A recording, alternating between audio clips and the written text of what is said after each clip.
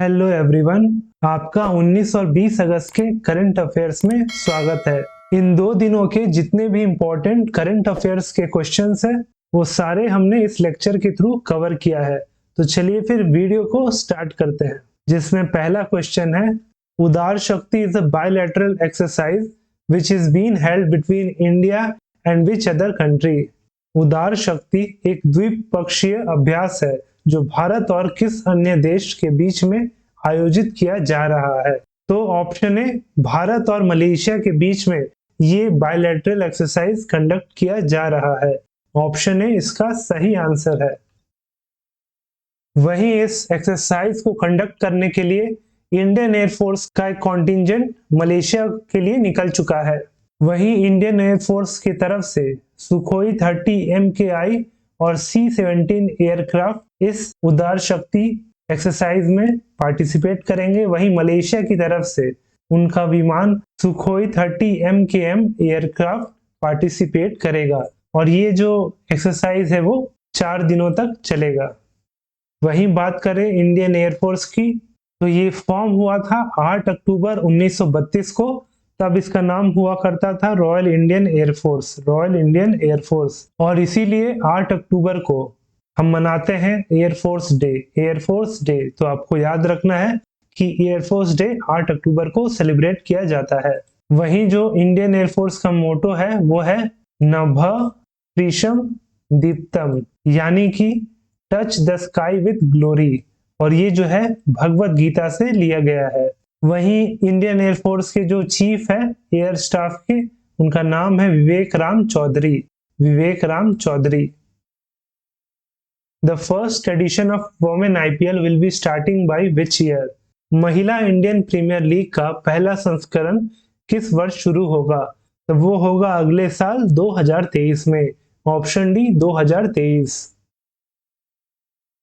अगले साल मार्च के महीने में होगा और ये जो टूर्नामेंट होगा वो लगभग 1 महीने का होगा, जिसमें फिलहाल अभी तक 5 टीमें होने की संभावना है। वहीं बात करें BCCI की, तो ये वर्ष 1928 को फाउंड हुआ था।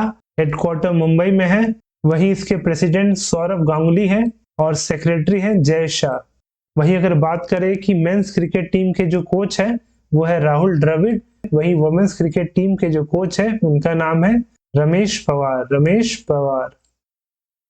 The first Khelo India women's hockey league under 16 is scheduled to be held in which city. पहली खेलो इंडिया महिला हॉकी लीग अंडर 16 किस शहर में आयोजित होने वाली है? तो वो होने वाली है ऑप्शन सी नई दिल्ली में। ऑप्शन सी नई दिल्ली। और ये दिल्ली के मेजर ध्यानचंद स्टेडियम में होगा 16 अगस्त से लेकर 23 अगस्त के बीच में।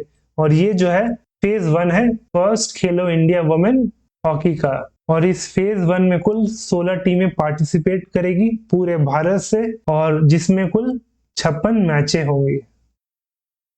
Who has been awarded the highest civilian award of the French government, जिसे कहते हैं Chevalier de la Legion de honour. फ्रांसीसी सरकार के सर्वोच्च नागरिक पुरस्कार Chevalier de la Legion de honour से किसे सम्मानित किया गया है? तो वो सम्मानित किया गया है ऑप्शन सी शशि थरूर को। Option C Shashi Tharoor. ये कांग्रेस पार्टी से बिलोंग करते हैं और तिरुवनंतपुरम के MP है, मेंबर ऑफ पार्लियामेंट। वहीं फ्रेंच सरकार ने इन्हें अपनी राइटिंग और टीचर्स के लिए ये अवार्ड दिया है, और ये अवार्ड इन्हें तब दिया जाएगा जब अगली बार कभी भी कोई भी फ्रेंच मिनिस्टर भारत दौरे पे आएगा, तब उन्हें वो मिनिस्टर ये अवार्ड देगा। वहीं इस अवार्ड को एस्टैब्लिश किया था नेपोलियन बोनापार्ट ने इन 1802 को, और ये अवार्ड दिया जाता है फॉर एक्सीलेंट सिविल या मिलिट्री कंडक्ट के लिए। एक्सीलेंट सिविल या मिलिट्री कंडक्ट के लिए। Which state has implemented the 1 MLA 1 pension programme? किस राज्य ने एक विधायक और एक पेंशन कार्यक्रम लागू किया? तो वो राज्य बना option C Punjab. Option C Punjab. Punjab के कैबिनेट ने इस pension and medical facility regulation act को अमेंड किया, जिसके साथ ही जो MLA है उनको सिर्फ एक पेंशन दिया जाएगा, इररेस्पेक्टिव कि वो कितने बार वो इलेक्ट हुए हैं। और इसी के लिए पहले 3 लाख रुपए मिलता था महीना एमएलए को, अब करीब करीब 75,000 मिलेगा, जिससे कि 5 सालों में करीब करीब 100 करोड़ रुपए पंजाब सरकार के बचेंगे। वही बात करें पंजाब की तो सीएम है भगवंत मान, वही गवर्नर है बनवारी लाल पुरोहित, बनवारी लाल पुरोहित। Which country has become the world's first country to approve Omicron vaccine? कौन सा देश ओमिक्रॉन वैक्सीन को मंजूरी देने वाला दुनिया का पहला देश बन गया है? तो वो देश है यूनाइटेड किंगडम, ऑप्शन है UK.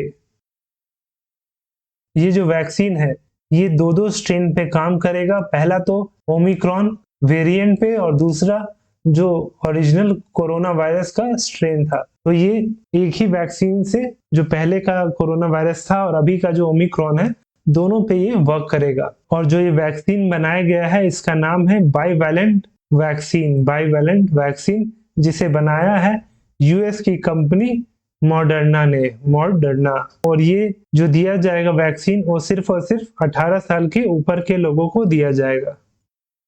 Which state signed an MOU with the National Institute of Ocean Technology for protecting coastline?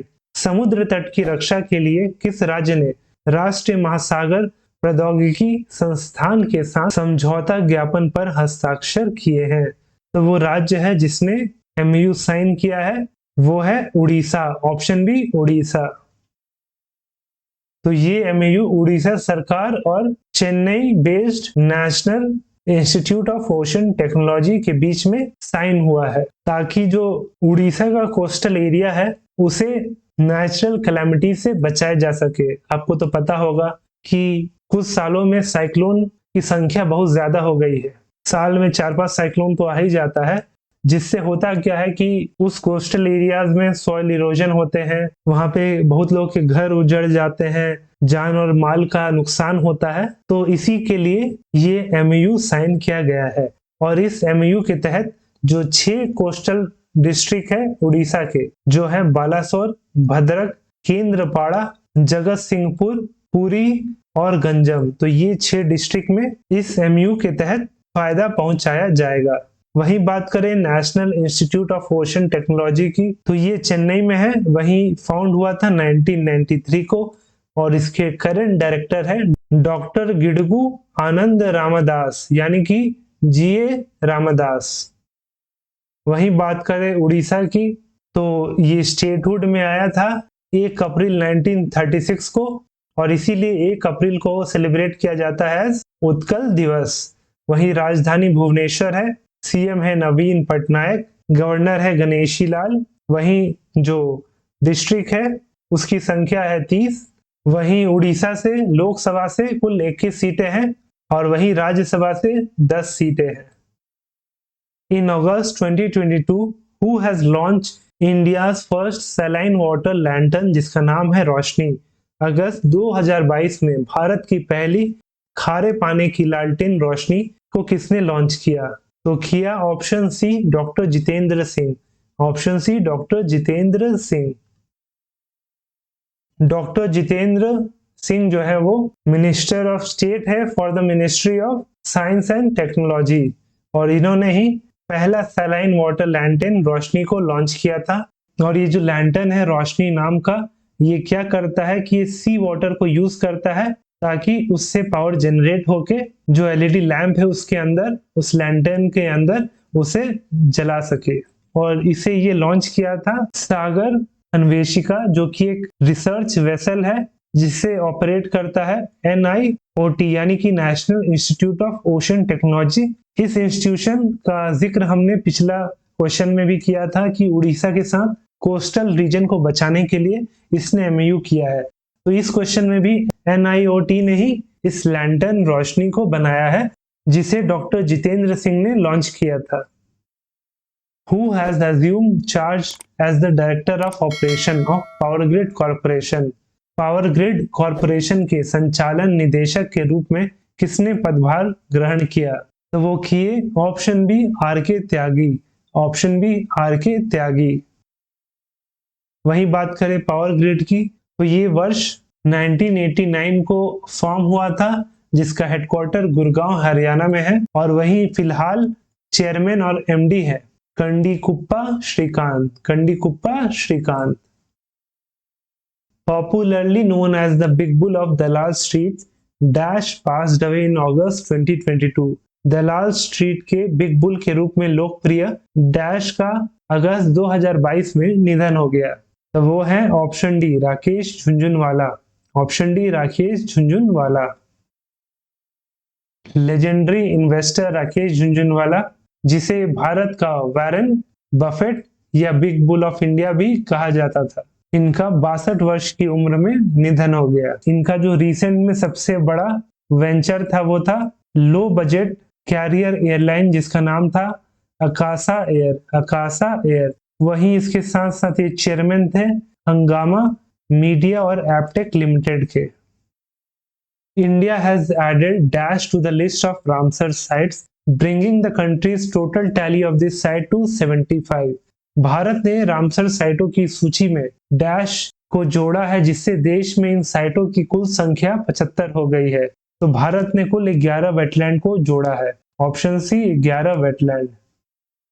Bharat की आजादी के 75 साल पूरे हुए तो केंद्र सरकार ने 11 और वेटलैंड जोड़ दिए, इससे कि रामसर साइट की जो संख्या हो जाएगी वो 75 हो जाएगी, 75। तो जो 11 साइट ऐड हुए हैं उसमें 4 तमिलनाडु से थे, 3 उड़ीसा के, वहीं 2 जम्मू कश्मीर के, वहीं एक मध्य प्रदेश और महाराष्ट्र से। वहीं अगर टोटल 75 रामसर साइट की बात करें, एग्जाम में आपसे पूछ सकता है कि सबसे ज्यादा रामसर साइट कौन से स्टेट में है, तो वो है तमिलनाडु राज्य में सबसे ज्यादा रामसर साइट है और संख्या है 14, यानी तमिलनाडु में कुल 14 रामसर साइट है। वहीं उत्तर प्रदेश में कुल 10 है। वहीं भारत जो है रामसर कन्वेंशन साइन किया था 1982 को। तो अब देखते हैं वो 11 लिस्ट रामसर साइट की जो ऐड हुए हैं, जिसमें 4 तो तमिलनाडु से थे, जिसमें पहला है चितरंगुड़ी बर्ड सेंचुरी, दूसरा है सुचिंद्रम थेरूर वेटलैंड कॉम्प्लेक्स, तीसरा है वडुवूर बर्ड सेंचुरी, वहीं चौथा है कांजीरंगकुलम बर्ड सेंचुरी। उड़ीसा में 3 हुए हैं, पहला है चंपारा लेक, दूसरा है हीराकुड रिजर्वॉयर, वहीं तीसरा है अंसुपा लेक। जम्मू कश्मीर में 2 है, पहला है हीगम वेटलैंड कंजर्वेशन रिजर्व, वहीं दूसरा है शालबाग वेटलैंड कंजर्वेशन रिजर्व। महाराष्ट्र की बात करें तो थाने क्रीक इस लिस्ट में शामिल हुआ है, वहीं जो इस सूची में मध्य प्रदेश से शामिल हुआ है वो है यशवंत सागर। यशवंत सागर। तो ये थी 11 वेटलैंड की सूची जो भारत सरकार द्वारा इसे रामसर साइट में ऐड किया गया।